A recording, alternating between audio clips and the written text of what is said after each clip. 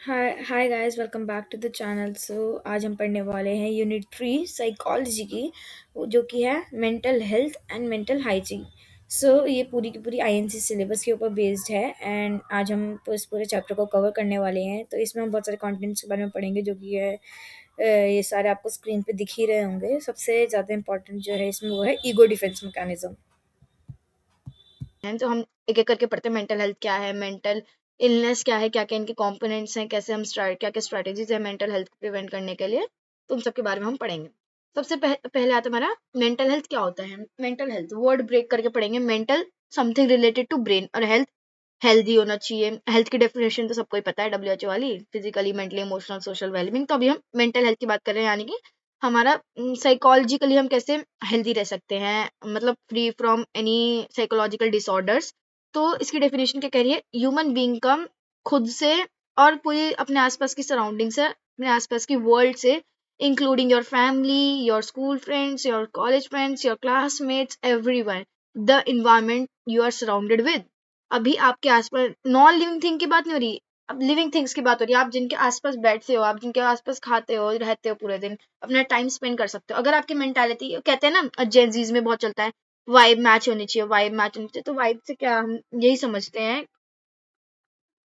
तो वाइब से हम यही समझते हैं कि हमारे जो थॉट्स हैं, हमारे विचार हैं, वो खुद से तो ऑब्वियसली हमें इंट्रोस्पेक्ट तो होने चाहिए, हमें अपने बारे में पता होना चाहिए कि क्या अच्छा है क्या बुरा है, बट अपने आसपास की वर्ल्ड से भी होना चाहिए with full maximum effectiveness and happiness. Happiness is must here, because अगर आप खुश नहीं रहोगे तो आप कहीं ना कहीं अंदर ही अंदर अपने आप को, आपका जो माइंड है वो उतना संतुष्ट नहीं रहेगा, स्टेबल नहीं रहेगा। फिर हमारी नेक्स्ट आती है करेक्टरिस्टिक्स, क्या क्या होता है मेंटली हेल्दी पर्सन के, आ सकता है ऑब्वियसली, कि what are the characteristics of mentally healthy person. Philosophy होगी एक लाइफ की, गोल ओरिएंटेड होगा, ओपन माइंडेड होगा, सेल्फ इवैल्यूएशन होगा कि मुझे क्या करना है अपनी लाइफ में, क्या नहीं करना है। इमोशनली मैच्योर होगा, उसे पता होगा कि मुझे कहाँ पे अपने इमोशंस को एक्सप्रेस करने हैं और कहाँ नहीं करने। सोशली एडजस्टेबल होगा, रियलिस्टिक अप्रोच होगी, पंचुअलिटी होगी, और उसका इंटरेस्ट जो है वेरी करेगा। स्ट्रैटेजीज क्या क्या है मेंटल हेल्थ को प्रमोट करने के लिए। अब मैं कैसे बच्चों में या फिर एडल्ट्स में या फिर एजेड पीपल्स में कैसे मैं मेंटल हेल्थ की स्ट्रैटेजीज को प्रमोट कर सकती हूँ। हेल्थ एजुकेशन देके, मेंटल हेल्थ एजुकेशन देके, ठीक है। और वो हम कम्युनिटी हेल्थ पोस्टिंग्स वगैरह में भी दे सकते हैं एज अ नर्स, ठीक है। गुड हैबिट्स को प्रिवेंट करना, जैसे हॉस्पिटल्स वगैरह में आपने पोस्टर्स वगैरह देखे होंगे कि आपको नेल्स जो है ट्रिम करके रखने चाहिए, या फिर हैंड वॉश करना चाहिए, कुछ भी खाना वाना खाओ। ट्रीटमेंट कॉम्प्लायंसेस, प्रॉपर ट्रीटमेंट होनी चाहिए, guidance and counselling. Psycho social rehabilitation, social participation, participate करने सोशल इवेंट्स में, ताकि अगर आप सोशली चार लोगों से मिलते हो ना, तो आपको पता लगता है कि उनके क्या थॉट्स हैं, या क्या चल क्या रहा है सोसाइटी में, आपको कैसे अपने आप को डेवलप करना है, सेल्फ अंडरस्टैंडिंग होनी चाहिए। प्रोमोटिव और प्रिवेंटिव मेंटल हेल्थ स्ट्रैटेजीज के बारे में पढ़ेंगे, ठीक है। तो हमने क्लासिफाई करा दिया प्रिवेंटिव स्ट्रैटेजीज को, कि कैसे हम मेंटल हेल्थ को जो है प्रिवेंट कर सकते हैं। तो वो चार तरीके के में होता है, एक होता है primordial stage, primary stage, secondary stage है, टर्शरी स्टेज, ठीक है। चार लेवल ऑफ प्रिवेंशन होते हैं। तो प्रीमोडियल में क्या है, प्रीमोडियल हमारा सबसे बेसिक आता है। इसमें क्या है, रिस्क फैक्टर जो है ना बहुत ही ज्यादा कम है, ठीक है, बहुत ही ज़्यादा कम है। प्रीमोडियल एकदम जस्ट कि हाँ, हमें पता है सराउंडिंग में हमारे हो सकता है अगर हम ये चीज़ें करेंगे। तो फॉर एग्जांपल, आप अगर फैटी खाना खाओगे तो आपको ओबेस होगा, आपको हुआ नहीं है ओबेसिटी, बट आप हो सकते हो अगर आप फैटी खाना खाओगे या जंक फूड ज़्यादा खाओगे तो। प्राइमरी में क्या है, सस्पेक्टेबल है, डिसीज हो सकता है, ठीक है। तो इसमें हम प्रिवेंशन करते हैं वैक्सीन के थ्रू। प्राइमरी में याद रखना, प्राइमरी में वैक्सीन के थ्रू होता है। फॉर एग्जाम्पल, कोविड आपको हुआ नहीं है, या पोलियो आपको हुआ नहीं है, बट आप उससे पहले ही ले रहे हो ताकि आपको इन फ्यूचर वो सब चीज़ें ना हो। सेकेंडरी में क्या है, एसिम्प्टोमेटिक हो चुका है, आपको डिसीज हो चुका है, बट वो कंप्लीटली क्योर हो सकता है, रिवर्स हो सकता है अपने ओरिजिनल उस पे। फर्स्ट डिफेक्ट और लीशन, मतलब हमारा पहला जो है रिस्क फैक्टर का, इसमें जो वो ज्यादा हो जाता है, आपको डिसीज हो चुका होता है। टर्शरी, टर्शरी में क्या है, अब सिम्प्टोमेटिक हो गया है, जो डिसीज है वो बहुत ज्यादा स्टेज पे जा चुका है, उसे कंप्लीटली क्योर तो नहीं कर सकते, बट उस स्टेज तक आप उसे रोक सकते हो। फिर था sub division of primary prevention. Primary prevention की हमने फर्दर तीन डिवीजन करी है, universal prevention, selective prevention, indicative prevention.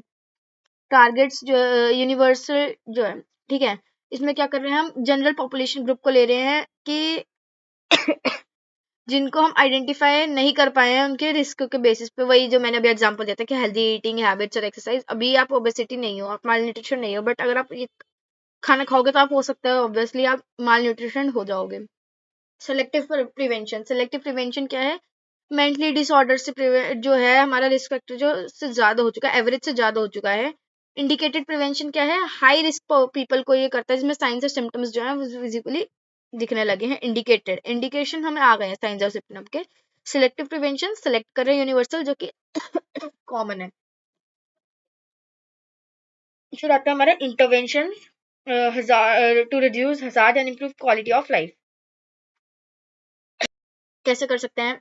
अच्छा खाना खा के, क्लीन इन्वायरमेंट में रह के, एजुकेशन, प्रॉपर एजुकेशन, क्योंकि राइट टू एजुकेशन सबका, फाइनेंशियल स्टेबल होके, ताकि तभी आप अपने आप को टाइम टू टाइम आप चेकअप करवा पाओगे। ऑब्वियसली भाई, अगर आपके पास पैसा है तो सब कुछ है आज के टाइम। री इन्फोर्सिंग कम्युनिटी नेटवर्क, आपको पता लगेगा कि आपके आसपास में, आपके सराउंडिंग में कोई ऐसा कम्युनिकेबल डिसीज तो नहीं फैला हुआ जिससे जो आपको या आपकी फैमिली को होने के चांसेस हैं।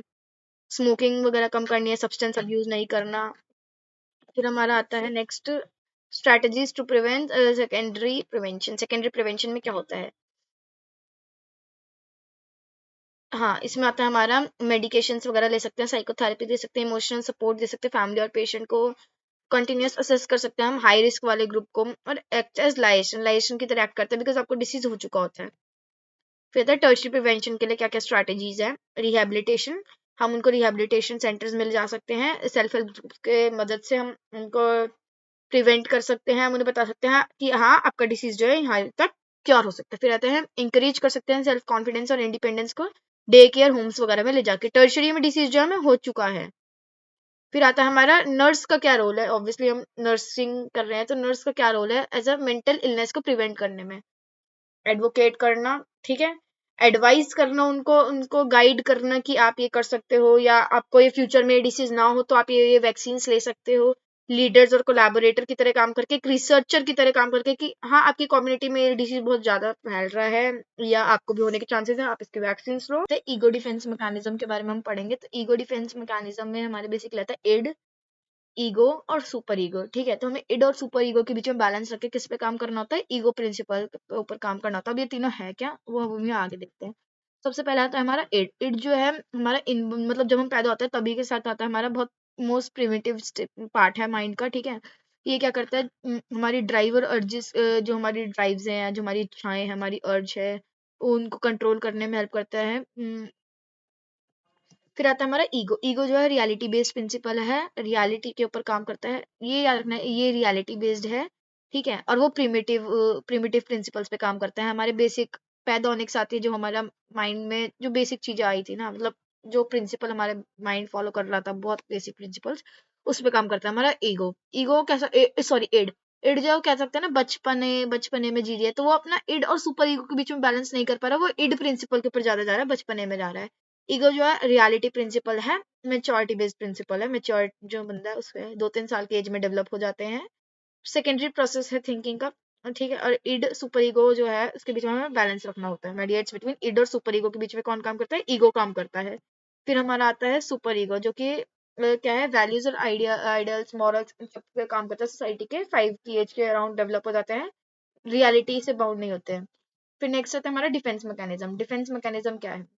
डिफेंस मैकेनिज्म जो है एक पैटर्न है एडजस्ट करने का इंडिविजुअल को, ताकि वो अपनी स्ट्रेस और एंजाइटी को क्या कर सके, रिड्यूस कर सके। एक अनकंफर्टेबल सिचुएशन में, आप एक ऐसी सिचुएशन में फंस गए हो जहाँ पे आपका ब्रेन जो है कोप अप करना चाहता है उस सिचुएशन, उस पर्टिकुलर सिचुएशन से। आपका माइंड क्या करेगा? डिफेंस मैकेनिज्म बनाएगा। फॉर एग्जाम्पल, आपसे किसी का या फिर आपके घर में कोई एक्सपायर हो गया, आपका ब्रेन सबसे पहले नहीं नहीं ऐसा नहीं हो सकता, ये नहीं हो सकता, ये मेरी फैमिली में तो हो ही नहीं, तो आपका ब्रेन क्या कर रहा है? डिफेंस मैकेनिज्म अपने आप को आपको संतुष्टि दिलाना चाह रहा है, कोप अप कराना चाह रहा है उस पर्टिकुलर सिचुएशन से, ताकि आपको स्ट्रेस ना हो। ठीक है, अब ये डिफेंस मैकेनिज्म का फंक्शन क्या है? डेंजरस सिचुएशन में प्रोटेक्ट करना, एंजाइटी और हर्ट को रिमूव करने के लिए, नॉर्मल एडजस्टमेंट के लिए। ठीक है, अब वो कुछ क्लासिफिकेशन है ईगो डिफेंस मैकेनिज्म की जो है। तो अब हम एक एक करके इन सारे डिफेंस मैकेनिज्म को देखते हैं। सबसे पहले आता है हमारा रिप्रेशन। रिप्रेशन क्या है? एक अनकॉन्शियस फॉरगेटिंग है कोई पेनफुल आइडिया की या इवेंट की जो आपके साथ हो रहा है। जैसे कि अपना कोई भी आपके साथ बहुत बुरी दुर्घटना हुई और आप अपने लव्ड वन का बर्थडे भूल गए, यानी कि आप किसी अपने इनवॉलेंट्री एक एक्शन है जिसके कारण आपने अपना वो भूल गए हो उस पेनफुल आइडिया की वजह से। मैं दोबारा एक्सप्लेन करना चाहूंगी कि जैसे आपको कोई भी बुरा आपके साथ हुआ है, तो उसके इफेक्ट के कारण आप जो है प्रेजेंट में जो चीज है वो आप भूल चुके हो। फॉर एग्जांपल, आपकी मम्मा का बर्थडे था, बट आपके साथ कुछ ऐसा हुआ है जिस कारण आपको वही याद नहीं रहा कि आज आपकी मम्मा का बर्थडे है या आज कोई ऐसा स्पेशल डे है। नेक्स्ट आता है डिनायल। डिनायल में क्या कर रहे हैं, हम डिनाई कर रहे हैं उस चीज को एक्सेप्ट करने से, कि फॉर एग्जाम्पल कोई एक्सपायर हो गया, आप कह रहे हो नहीं ऐसा नहीं हो सकता। फिर आता है डिस्प्लेसमेंट। डिस्प्लेसमेंट यानी कि उस चीज को रिप्लेस कर देना, डिस्प्लेस कर देना। तो हम क्या करते हैं, अनकॉन्शियसली डिस्चार्ज कर रहे हैं अपनी फीलिंग्स को किसी और के ऊपर, किसी और थ्रेटेंड ऑब्जेक्ट के ऊपर। फॉर एग्जाम्पल आपके पापा जो हैं ऑफिस से थक हार कर आए हैं और वो घर में आकर आपके ऊपर गुस्सा कर रहे हैं, तो मे बी उनको बैड डे रहा है वहां पे ऑफिस में, इस वजह से वो आपको गुस्सा कर रहे हैं, तो अपने ऑफिस की सारे स्ट्रेस घर पे आकर रिलीफ आउट कर रहे हैं। नेक्स्ट आता है हमारा रिएक्शन फॉर्मेशन। इसमें एग्जांपल दे रखा है, jealous boy who hates his elder brother, जो कि अपने एल्डर ब्रदर को मतलब पसंद नहीं करता था। वो उसमें अपनी अफेक्शन या फिर अपना एग्जैगरेटेड रिस्पेक्ट जो है उसके प्रति दिखाता था। तो replacing unacceptable feelings with their exact opposites. अब मतलब जो फीलिंग्स एक्सेप्टेबल नहीं है वो आप रिप्लेस करके दिखा रहे हो। इंटरनल कॉन्फ्लिक्ट्स की वजह से हो सकता है। आगे हम कॉन्फ्लिक्ट्स और फ्रस्ट्रेशन के बारे में भी अभी पढ़ेंगे, इस चैप्टर का ही पार्ट है वो। फिर आता है रैशनलाइजेशन। रैशनलाइजेशन एक ऐसा प्रोसेस है जो कि एक इंडिविजुअल जस्टिफाई करता है अपने फेलियर्स को या सोशली अनएक्सेप्टेबल बिहेवियर जो है। फॉर एग्जांपल कोई बच्चा अगर एग्जाम में फेल हो जाता है, ठीक है, वो कंप्लेन करता है कि उसका हॉस्टल का एटमोसफेयर अच्छा नहीं था, तो आप अलग अलग रीजंस दे रहे हो उस पर्टिकुलर चीज को एक्सेप्ट ना करके। नेक्स्ट आता है हमारा सब्लिमेशन। सब्लिमेशन एक कॉन्शियस या अनकॉन्शियस वो ड्राइव है कि कोई भी एक्सेप्टेबल उसके ऊपर aggressiveness might be transferred into competitiveness. For example आप किसी स्पोर्ट्स मतलब स्पोर्ट्स पर्सन को ही ले लेते हैं, वो खेल के दौरान क्या है गुस्से में आ जाता है, तो वो उसे कंपटीशन में ले जाता है, या फिर क्लास में आपका कोई भी आप किसी से नाराज हो या फिर आपकी किसी के साथ कॉन्फ्लिक्ट हो रखा है, आप कहते हो नहीं यार अभी से मैं करके दिखाऊंगा, अब मैं क्लास में फर्स्ट आकर दिखाऊंगा। फिर आता है कंपनसेशन, यानी कि कंपनसेट कर लेना उस पर्टिकुलर चीज को। कॉलेज में भी होता है, टीचर जो है अटेंडेंस कंपनसेट कर लेता है, अगर आप आज गलती से एब्सेंट गई है तो नेक्स्ट डे वो कंपनसेट कर लेता है। वही इसमें student who fails in study may compensate by अच्छा करके कॉलेज की बाकी एथलेटिक्स वगैरह में, स्पोर्ट्स में आप पढ़ाई में अच्छे नहीं हो बट आप म्यूजिक में अच्छा कर रहे हो या डांस में अच्छा कर रहे हो। प्रोजेक्शन अनकॉन्शियसली या कॉन्शियसली ब्लेम करना किसी को एक की गलती की वजह से। a person who blames another for his her own mistakes is using the projections, does not respond as he anticipated, may tend to blame the theater nurse who helped him। तो वो किसी और को ब्लेम कर रहा है, अपनी गलती किसी और पे थोपना, in short terms in layman language. Intellectualization क्या है, undue emphasis to avoid intimacy with peoples, people के साथ इंटीमेसी अवॉइड करना। Person show no emotion expression while discussing a serious car accident, कोई इमोशन शो नहीं कर रहा, इमोशनलेस शो कर रहा है कोई भी कार एक्सीडेंट को एक्सप्लेन करते टाइम, ये इसका एग्जांपल हो गया। फिर आता है हमारा अनडूइंग। अनडूइंग में यू हैव फीलिंग्स और dislikes for someone so you bye them a gift. आपके लिए आपके मन में किसी के लिए डिसलाइक की फीलिंग है, तो आप उसको एक गिफ्ट ला के दे रहे हो। तो इससे क्या हो रहा है, उसको आप उसे पसंद नहीं करते बट उसको लग सकता है कि आप उसे पसंद कर रहे हो। तो क्या है, एक गलत मैसेज उसके हम लगा सकते हैं, अनडूइंगली ट्राइंग टू रिवर्स और अनडू दैट सिचुएशन। फिर नेक्स्ट हमारा आता है डिसोसिएशन। अनकॉन्शियस सेपरेशन है ये पेनफुल फीलिंग्स का, इमोशंस का, अनएक्सेप्टेबल आइडियाज के through. Amnesia that prevents recalls of previous days or the accident. Adult remembers nothing of childhood sexual abuse. क्या है, कोई इस चीज को याद नहीं करना चाह रहे, एक अनकॉन्शियस सेपरेशन है पेनफुल फीलिंग से अपने आप को डिटैच करने के लिए। फिर आता है हमारा कन्वर्जन। ये क्या है, अनकॉन्शियस एक्सप्रेशन है conflict symbolic through physical symptom. Physical symptom के थ्रू। अब इसमें एग्जांपल क्या दे रखा है, student awakens with a migraine headache that morning of a final examination feels too ill take the test. वो टेस्ट देने के लिए उसने रात भर इतनी मेहनत करी कि अब उसकी मेहनत जो है उसके माइग्रेन के पेन में कन्वर्ट हो गया, हेडेक होने लग गया, जिसके कारण वो पेपर अच्छे से नहीं दे पाएगा ऑब्वियसली। फिर आता है हमारा सप्रेशन, सप्रेस कर देना अपने थॉट्स किसी के ऊपर। फिर आता है substitution, unconscious replacement of unacceptable impulses, attitude, needs of emotions with those that are more acceptable, उनके साथ जो acceptable हैं। isolation, attempting to avoid a painful thought or feeling by objectifying and emotionally detaching oneself from the feeling। उस feeling से अपने आप को detach कर लेना। फॉर एग्जाम्पल आपको कोई फ्रेंड है, उसकी दादी एक्सपायर हो गई एंड वो क्लास में किसी से फालतू बोल नहीं रहा, अपने नोट्स बनाए जा रहा है, क्यों, क्यों? क्योंकि वो उन चीज़ों को याद नहीं करना चाह रहा। अगर वो अकेले बैठेगा, किसी से बात करेगा, तो मे बी उसे अपनी ग्रैंड माँ की याद आ सकती है। So that's it for this video. I hope you like this video, and do like and subscribe my channel for more such videos. And do let me know in the comment section which chapter do you want me to explain in the next. Thank you. Bye bye.